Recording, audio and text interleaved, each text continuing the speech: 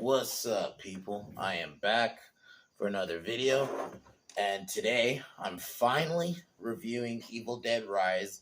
Saw it last Monday, and I felt like I originally was gonna review it earlier in the week, but I wanted to get a second viewing and largely have the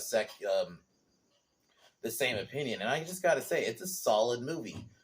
I think this continues the trend of Evil Dead being a solid franchise.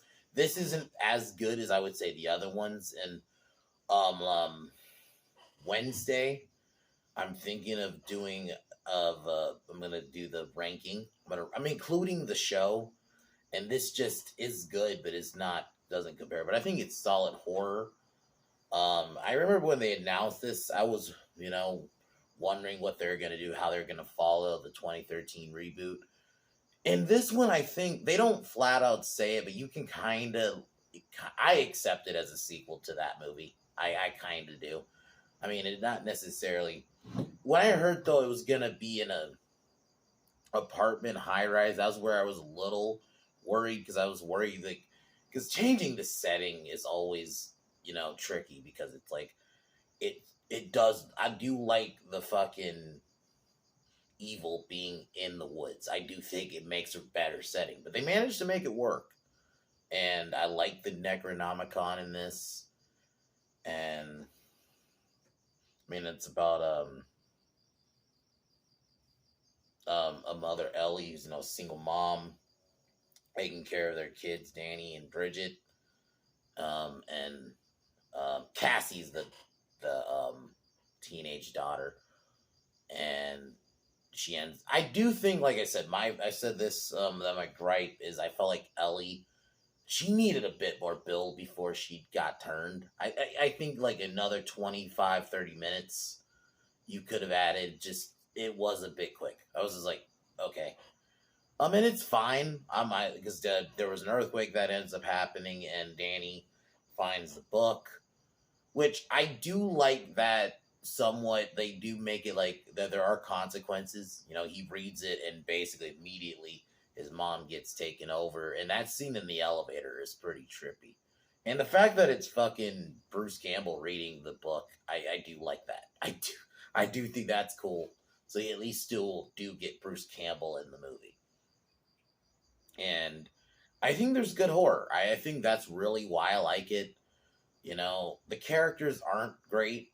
I think that's probably my biggest gripe is aside from Beth, Ellie's fine. I just think she needed a bit more character. Danny's okay.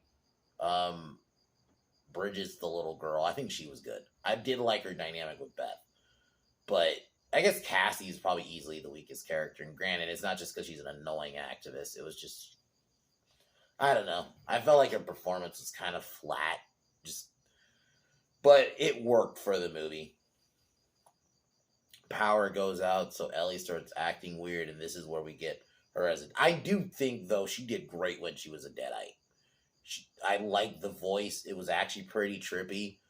And I did like that it didn't rely on jump scares. I think that continues. I gotta say it. They, at least some good recent horror this year, they've not been doing the whole let's rely on fucking jump scares and shit all the time. So I do like that this movie didn't do that. It gets going, and I get it. Some people might like that. Some people might like that they just kind of skip the bullshit and just get right to it. And like when Danny is reading that book and the book's just fucking moving, I do think that was pretty good.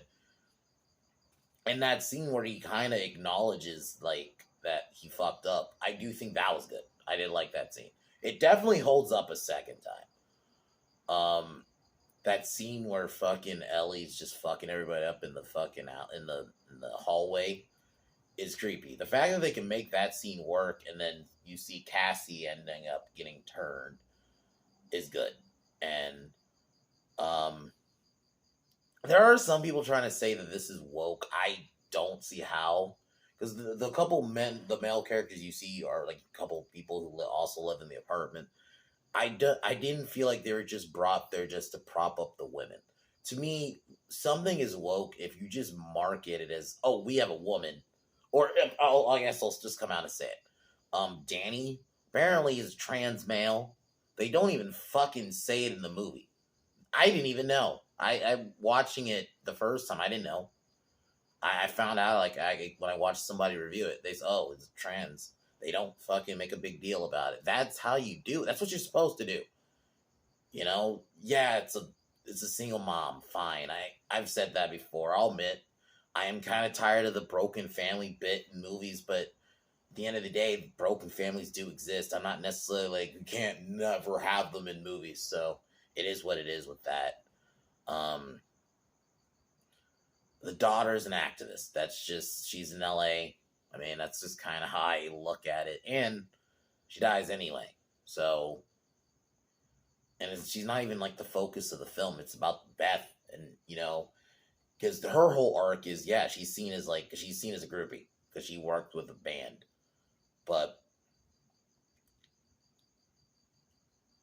I do like though.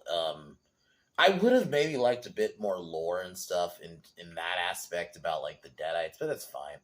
I'm open to another movie. Honestly, if they want to just do Evil Dead, like if you want to make it a different from the main Evil Dead universe with Ash, you just make it a different group of people getting infected with the Deadite, and turning into Deadites and with the book. I think that's how you do it. I actually would be open to that. You don't necessarily have to tie it to Ash, but you just have it be a different group of people.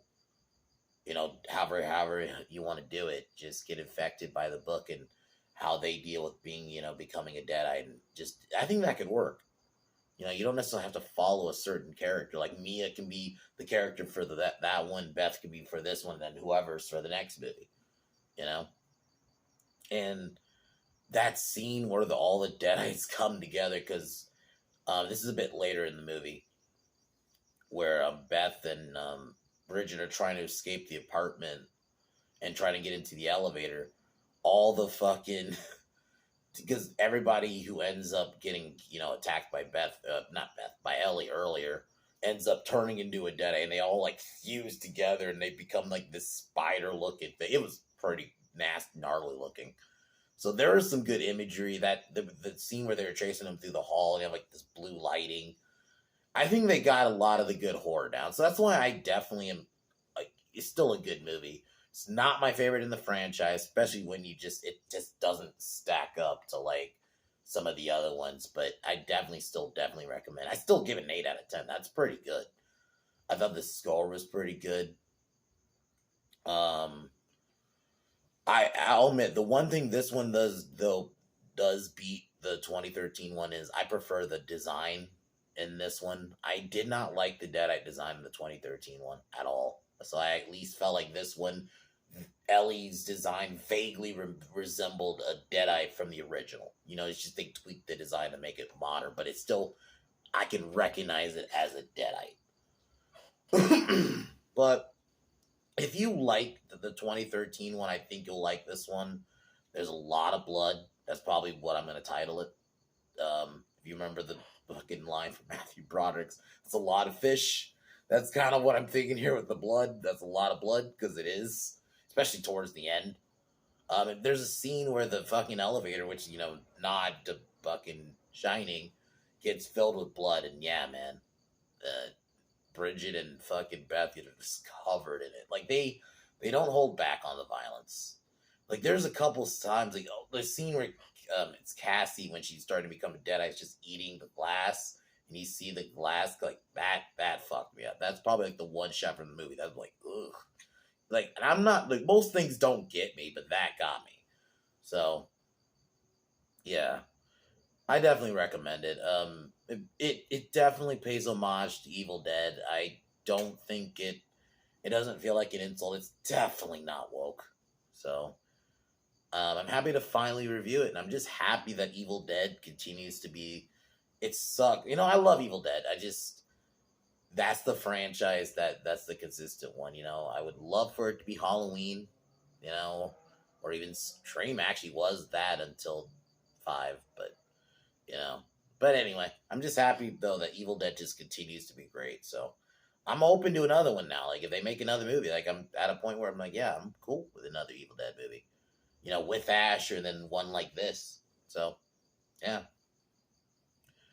And I think the other thing I do like is they don't try to, before I go into it, I do like that it doesn't just, compared to like the new Scream movies, which even six, which like I said, I was a bit more positive on, but it did the retread. This isn't a retread. I don't feel like these new Evil Dead movies feel like even like the 2013 reboot doesn't just feel like, okay, this is just the first movie. There's nods and there's similarities slightly, but it doesn't just feel like a flat out retread. Like they're not just copying plot lines. Like this one feels like its own story. This one doesn't feel like, oh, this is just Evil Dead 1, or they took this plot straight up and just copied it but just made it new. So at least they didn't do that. So tomorrow, I already have the thumbnail ready and I put it on Instagram. I'm gonna list my 5 favorite movies from 1983. I've been loving. I'm not gonna lie, I've been loving doing that series. I kind of been wanting to do it for a while. I didn't know where to put it, but now, yeah, I'm happy to finally do it. This could go for a while because I mean I'm going to at least the 20, maybe not into the 2020s. I'll figure out where to end, but maybe the 2010s. I'm thinking is probably where I'm gonna end. But yeah, I've been wanting to list my favorite movies from each year, so happy to be doing more of those. So can't I honestly can't wait till we get to 84. 84, there were so many good ones. That, like I said, that could be like 10, maybe even more. We'll see. But other than that, let's get into Evil Dead Rise.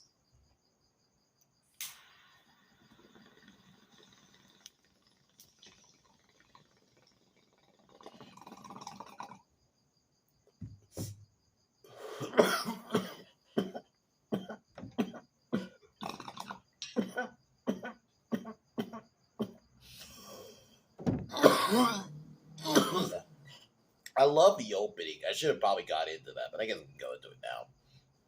We see a group of friends. I'm not really. You see Teresa get into like kind of like an argument, a little back and forth with her friend Jessica's new boyfriend. And she goes to Jessica because she wants to kind of get away from him. And Jessica starts acting weird. I thought this scene was pretty good. This does set the tone pretty good. Pretty good. And then Jessica seemed ill, and then she gets up, and then she's full on deadite now. Scalps Teresa before killing Caleb. And then she rises out of the water, and that's where we get the opening crawl, which I thought that was cool. That was actually a pretty cool scene that set the tone.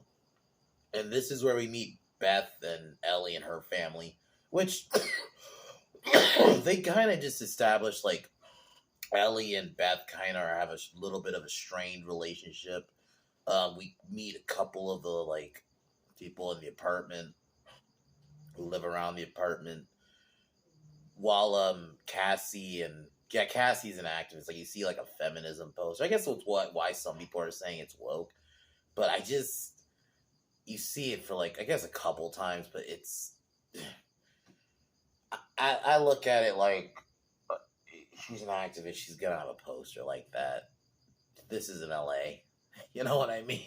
That's all I can really say. And she's not like a focal character. Like they kind of maybe in the beginning make it seem like she was, but she's really not. It's really more about Beth and the family stuff. I'll be honest, I wasn't fully into, but it's fine. I get it. You gotta have a story. Um, but earthquake happens while Danny, Cassie, and Bridget are come back from getting a pizza. Danny falls in this fine because this thing opens and he ends up finding a condemned building or like a basement thing. And this is where he finds the Necronomicon, which I do like they don't call it by name. In a way, because it's nice that because they don't just treat it as a member bear because they could just, oh, this is the Necronomicon, and I'm actually kind of, as much as like I like the lore behind Evil Dead, I do like that they don't just treat it like they're not just treating it like a prop and it's just there just to get a cheap pop. So I gotta give him credit for that. So Danny ends up finding the book. The scene where even just him having like he ends up cutting his hand and he's got to get it by the blood. That's how it opens. That was pretty creepy. And this is where we get he ends up finding the record where we hear Bruce Campbell. I had to find that out afterhand, but still, that was cool. Just and then watching it a second time, knowing that, was definitely cool. So at least he's like has a role in the movie. And potentially I think they were supposed to be getting a series with his Ash, and that's kind of continues Ash vs. Evil Dead, so that would be cool because I do want more Ash, but I'm definitely cool if they want to do with the theatrical movies of Evil Dead, they just do different movies with the Evil Dead setting. I'm cool with that, honestly. And I actually think the movie does a good job of making the apartment work, especially when the creepy stuff starts kicking in. And like I said, it kicks in pretty quick because Danny reads the book. The book starts, acting weird.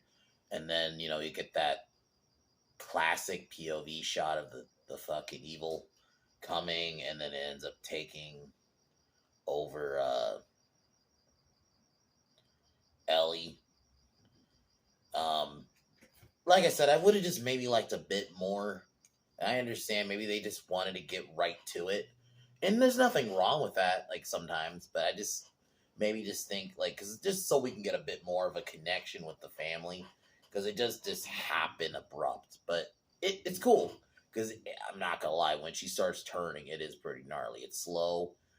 And then, yeah, if I had to say one negative, there's a lot of scenes that you do see in the trailer, but I think you still get the full feel, especially because some people don't even watch trailers, so I don't always feel like you have to worry about that. And as long as the movie is still good, I'm not one who's like, yeah, it sucks when a movie shows stuff, but if the movie's still good, I almost can get over trailers showing too much. So, because yeah, they're checking on Ellie. It's slow a little bit, and that scene where they're trying to close her eyes and then it opens again, and then she closes it, and then it initially stays closed for a bit, and then it opens again, and then she slowly starts acting weird. And yeah, I do like the build. I do think they at least built that aspect up pretty well. And then yeah, she goes full on crazy, and then she just starts saying some crazy shit. Like Demon Ellie, Dead-Eyed Ellie was great. I think I'm gonna look up the actress's name really quick. Alyssa Sutherland, I gotta say it, she did a really good job. She played into it when she's full on Deadite. I gotta give her props. Like the fact that she went full on when she went full on Deadite, she played into it. She was creepy, like, and when she started, attacking the house,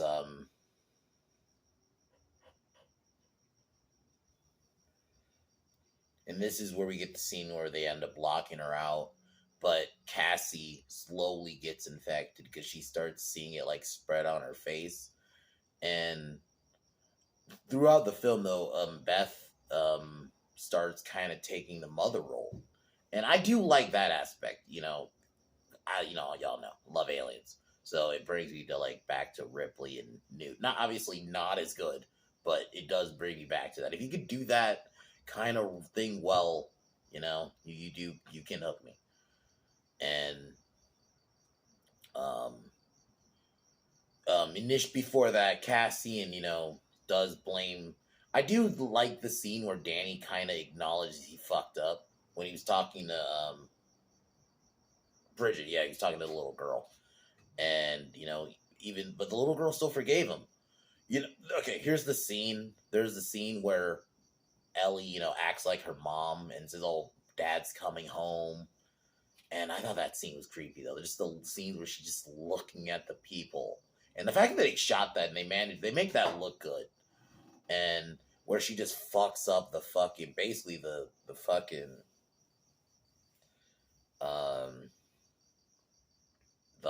apartment, just pretty much everyone in that fucking floor. She just fucked them up. They don't hold back on the violence, man. Like at all. Like they go in. So like I definitely say if you're squeamish or if you like horror but you're not into the uber violence, I probably wouldn't say watch this one because this one's pretty violent. Like 2013, it's not 2013 violent because that ending where fucking Mia just the chainsaw and just blood. Yeah, it's not that, but it's almost damn near. So, um, the little girl ends up almost letting the mom in. But granted, it's just her hand. And I was thinking about that scene from The Purge where the kid let. But the difference was, at least I can almost. She was younger, so I think that's why it didn't bother me. I could see that as a criticism, like she just. But you should know that her mom's parent. But it's like at least that it's her mom versus some random fucking dude, you know, like in Purge. So it didn't bother me there. Um, and then yeah, but going back to that scene where yeah, Danny just kind of acknowledged it because yeah, if he didn't read that book, and then this is where Danny um tells Beth about the book, and she decides she's gonna listen to it, and because she's good with tech, she like manages to boot up some energy and listen to it while this happens. This I did like this while she's listening to it. That's where shit goes loose, and Cassie freaks eventually turns and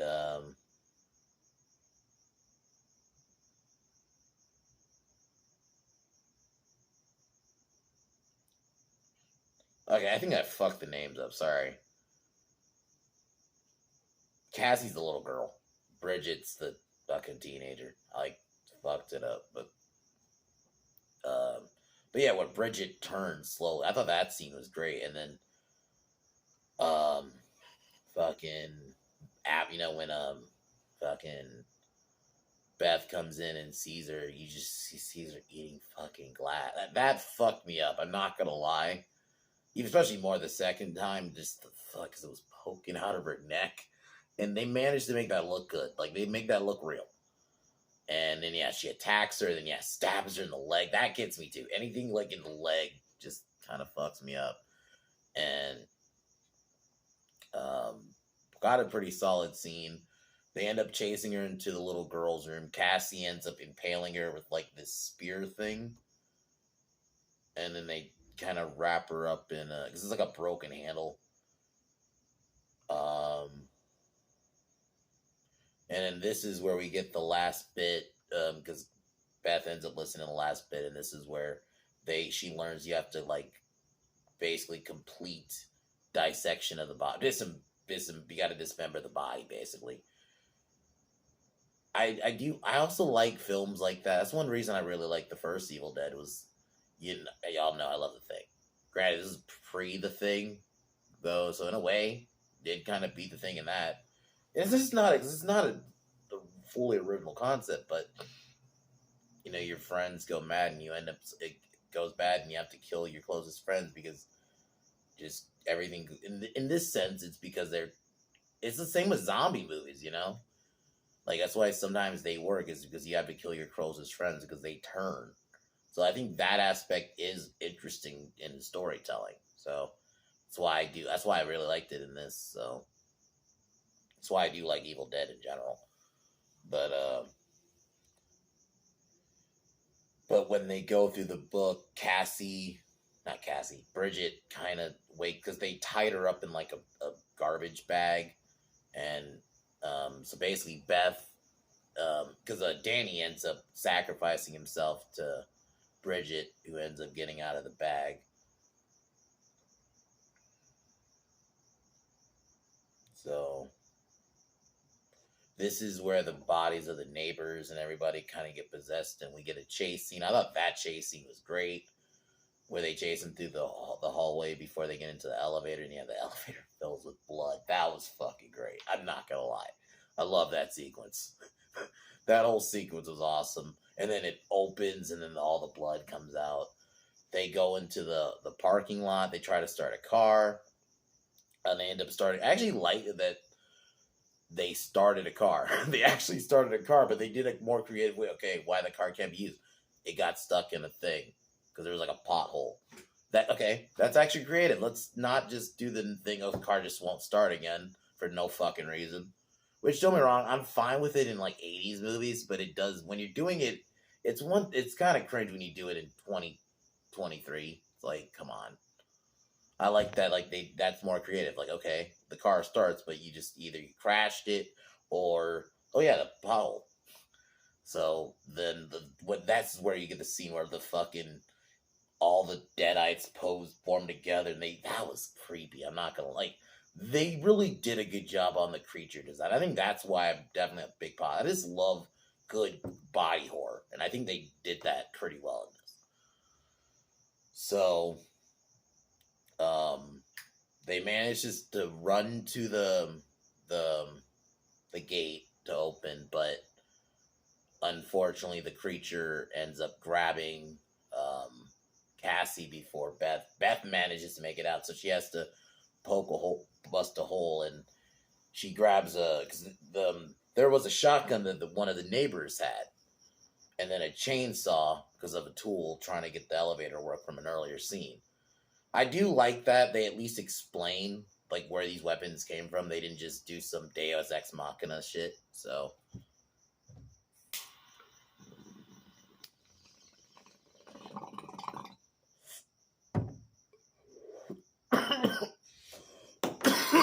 So she manages to get in and fight, and basically Cassie helps lure the creature into a wood chipper, which you see earlier in the movie. I'm happy when a movie just does. I mean, I understand it's basic shit what a movie should do, or you call something back because there's this earlier scene where she sees a wood chipper earlier, where Cassie was the one who saw it and just was like, "Okay, what the fuck." So I do like that they kind of focused and brought that in. So Beth ends up killing it and pushing it into the wood chipper. They all get destroyed, and Ellie tries to like decapitated head tries to like convince her that that I could still be a mom and I could still, and then she just throws her head in the chipper, and they end up leaving the building. And then I don't know if this was a sequel setup or they just did this as a cool ending where somebody comes back from vacation and then gets attacked by, I'm assuming, whatever's left of the Deadites, and the movie ends. So I really like this one. I thought this was a fun entry. They got to the point pretty quick, and I would have liked a bit more, but it doesn't ruin the movie. That's more of like a little thing. But it was good horror. It's just like good solid horror, but this is good.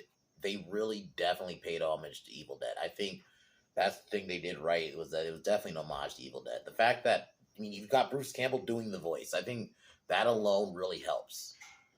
And so it's not like he's completely just out of the franchise. And you could tell that they definitely went more by, I would say, back to the first Evil Dead with the whole more horror tone. I like the Deadite moments.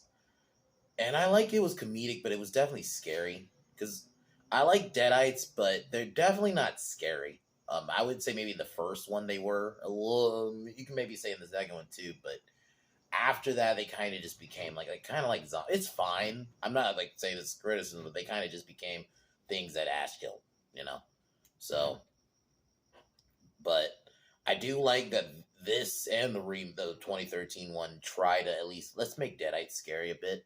There's nothing wrong with that. It's not this was, but even in Ash vs. Evil Dead, I wouldn't even really say that the Deadites are scary in that, because that's fine. Because at that point in that world, they lean in more onto the Army of Darkness type thing, and that's fine. It works. So I'm not complaining or anything about it. So I like that. Like, in this one, we're gonna make the Deadites scary, and they were. I thought there's a lot of blood.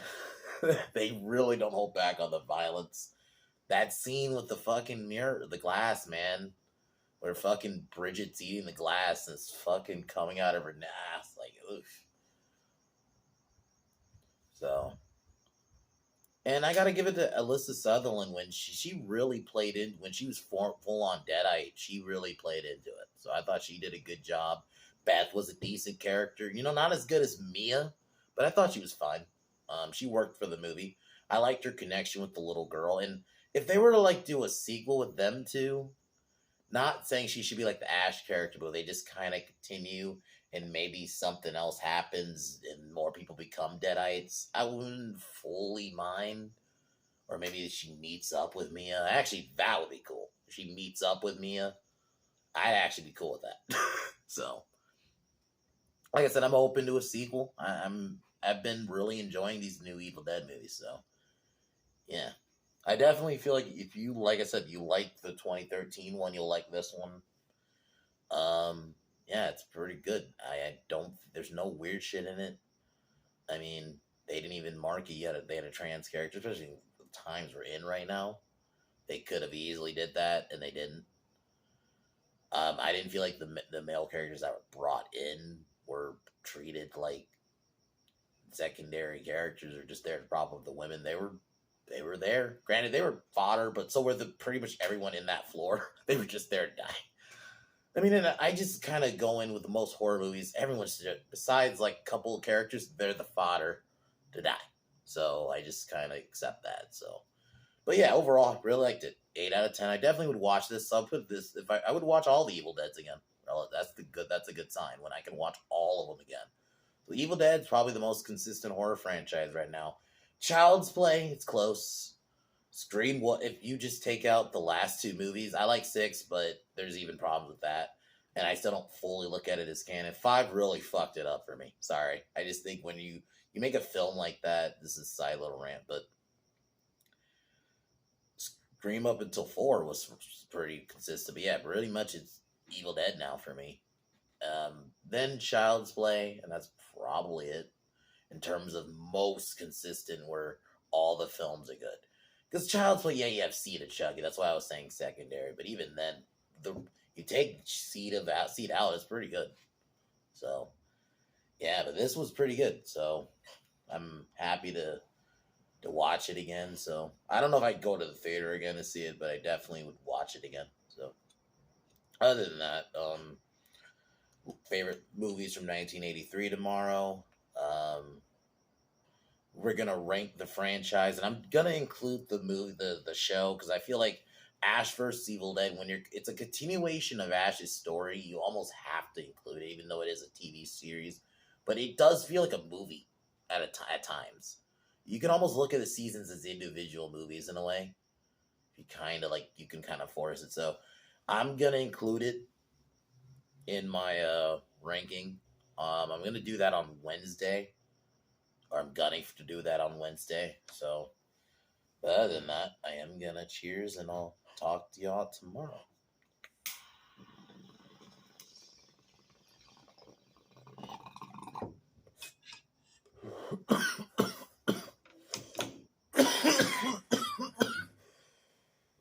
This was a good one. So, as usual, talk to y'all tomorrow. Peace.